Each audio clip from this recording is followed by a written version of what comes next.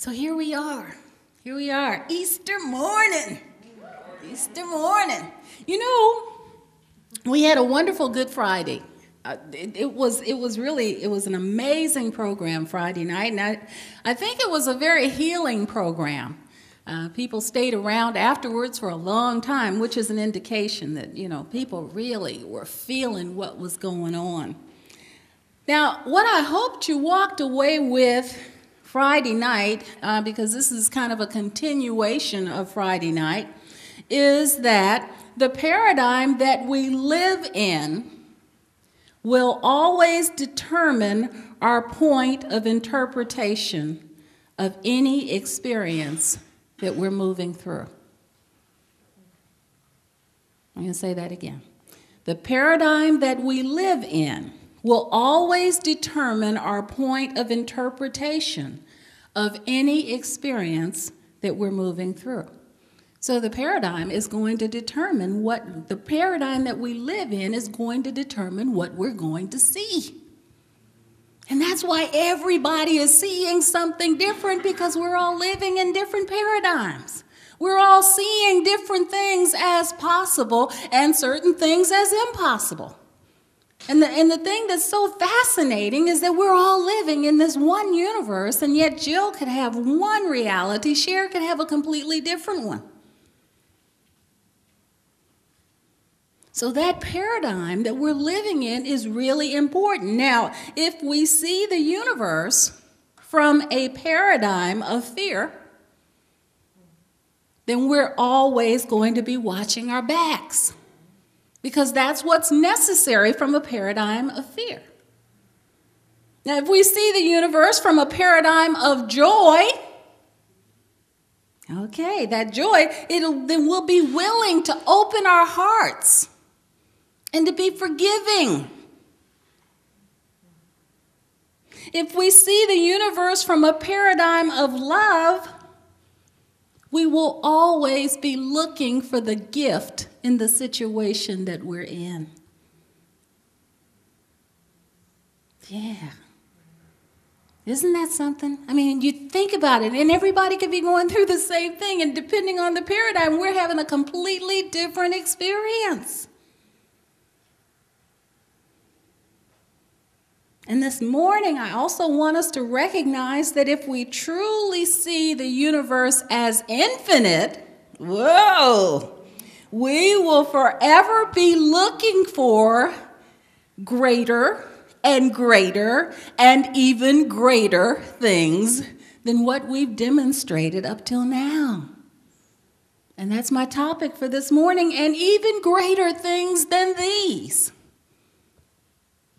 Isn't that what Jesus said? And even greater things than these shall you do.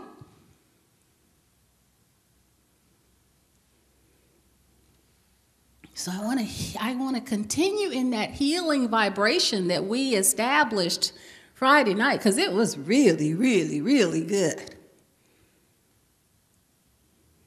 Today we celebrate the resurrection.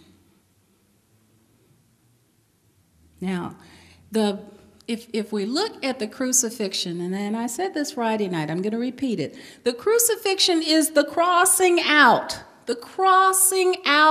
of the negativity and the fear associated with any condition. Not of a person. See, we're talking about a different paradigm now. See, we're talking about a metaphysical paradigm, so we're talking about a paradigm, a spiritual and mental paradigm. So if this is a spiritual and mental paradigm, then it's not the crossing out of a person, it's the crossing out of an idea that's no longer serving us.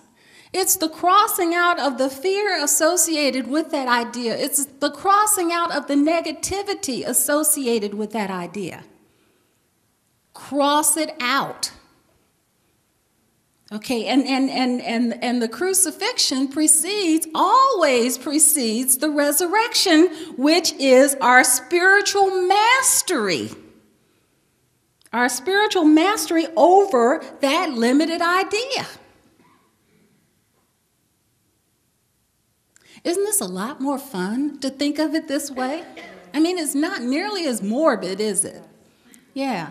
I mean, it just really, to me, it's putting an idea that's not serving us, putting it to death, and rising above it. Yes, that's it, rising above it.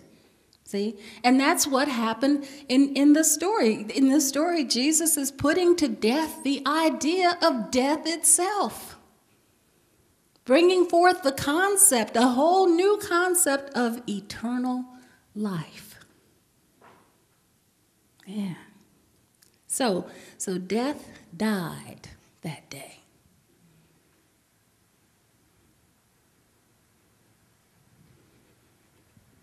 So when we look at this whole idea of the crucifixion and the resurrection, metaphysically, we can see why both of them are celebrations.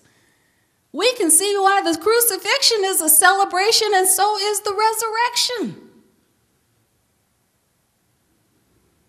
The old idea is being released. The new idea is being embraced as our new natural. See, we don't live there anymore. We don't live in that old experience anymore. We have a whole new natural. So we don't even have to go back there ever again. Yeah, isn't it? This is really good stuff. So I was thinking this week about this morning and the statement by Jesus, and even greater things than these shall you do. And I was thinking about all the teachers that I have in my life. I have been blessed with some wonderful, wonderful teachers, along with Ernest Holmes and Emma Curtis Hopkins and Charles Fillmore and Emmett Fox and Deepak Chopra. All of you are my teachers. Every one of you. I learn so much from every one of you. And when I find myself in difficult situations, I find myself drawing on the wisdom of my teachers, all of my teachers, including each and every one of you. I find myself drawing on the things that I've heard you say. I find myself drawing on the things that I've seen you do. And I recognize that each and every one of you are the great example. So I can witness the Christ in every one of you.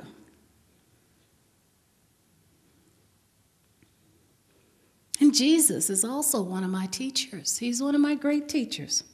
And whether he lived or didn't live, there's all that controversy around whether or not Jesus ever actually lived. I think several years ago, there was a program on the Discovery Channel or PBS where they were calling into question whether Jesus actually lived or not.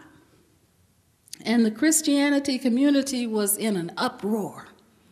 I mean, really upset. And I mean, I can understand why, because that's the whole foundation of the philosophy. But as I was thinking about it, it made me realize that it really didn't even matter to me whether or not this person ever walked the earth or not. Because it's not the person that I feel drawn to, it's the wisdom. See, it's the wisdom of the scriptures, the wisdom that's attributed to him through the scriptures. That's what I'm attached to. That's what I'm drawn to. So this morning I thought I would do a kind of a mini version of what would Jesus say? All right? What would Jesus say? Because sometimes we get caught up in fear. Anybody ever find yourself just reeling in fear? I mean, you just like, you don't know what to do. You can hardly breathe. You're so caught up in fear. Yeah, I heard somebody just take a deep breath just then. Okay. All right, so we connected there. All right, okay. So we might be saying to ourselves, one of my kids is in need, and I don't know what to do for them. How am I going to help them?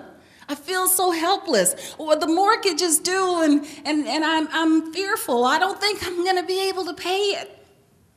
See? Or this deadline, some deadline in our life is approaching, and we have a fear that we're not going to be able to meet that deadline. So when I find myself deep in fear, and it happens, not nearly as much as it used to. I mean, it's rare, but it happens every now and then. But when I find myself in that fear, I ask myself, what would Jesus say? What would Jesus say? And then I recognize that one of the things I want to point out before I get to what he would say is that we live in a universe of love and law. And as metaphysicians, we have a tendency to get more caught up in the law aspect of it than we do the love aspect of it. Okay, the law aspect of it is impersonal.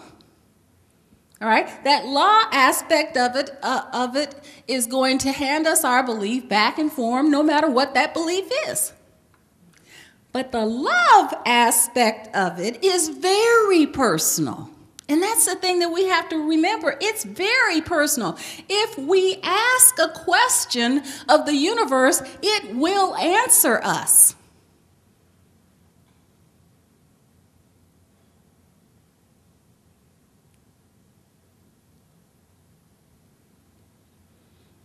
So I asked the question, what would Jesus say? You know, and the interesting thing that happens to me sometimes when I ask a question of the universe, or when I ask, what would Jesus say, or something like that, I actually hear things that I've never even heard before.